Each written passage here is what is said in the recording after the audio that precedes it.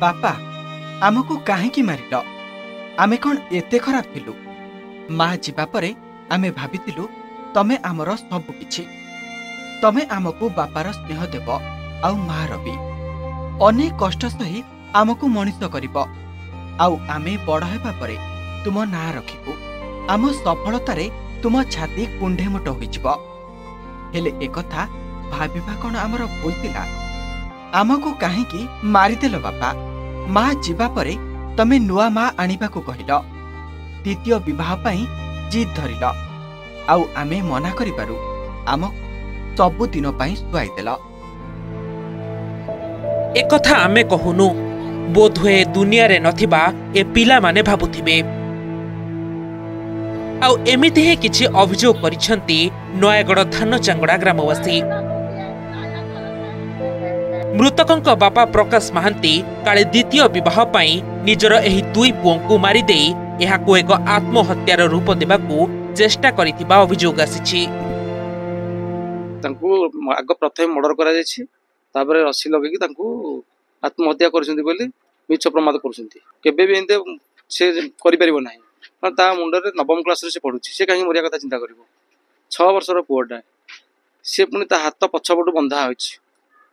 से कहीं मरिया कथा चिंता करे मारी दि जाइए आम नानी जिते बड़े बाहागर होता आज पर्यंत आम ननांकर अलग झील प्रति चक्कर रोचे सी ए चाहूँ द्वितीय म्यारेज करने द्वितीय म्यारेज कर पुओ दीटा कंटा हबार मर्डर कर धानचांगड़ा ग्रामर प्रकाश महांती 15 वर्ष तले विवाह करथिले तांकर दुईटी पुओ 14 वर्षीय आकाश महांती सान पुओ 11 वर्षीय विकास महांती 3 वर्ष तले प्रकाश को स्त्री मृत्यु होइतिला तेणु से द्वितीय विवाह करने चाहिए आउ गतकाली तांको प्राय प्रस्ताव आसीथिला हेले बापा विवाह करंतु बोली राजी नथिले दुई पुओ आउ ए घटनार ठीक गोटे दिन परे दुई पुओंक मृतदेह मिलिथिला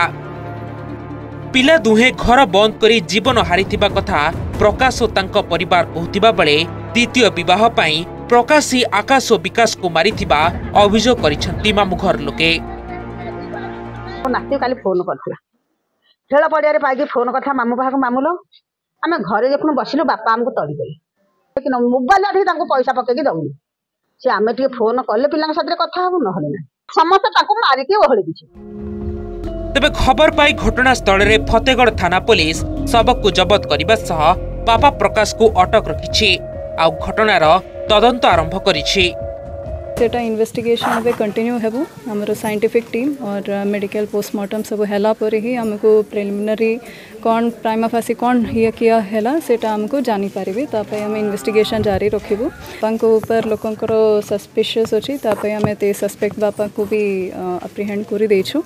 बाकी इन्वेस्टिगेशन रे जेमितिया हेबो एविडेंस हिसाब रे आगो को इन्वेस्टिगेशन प्रोसीड हेबो एठी प्रश्न उठुछि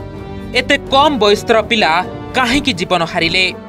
ना बापा प्रकाश ही दुई पुओंकु मारिछन्ते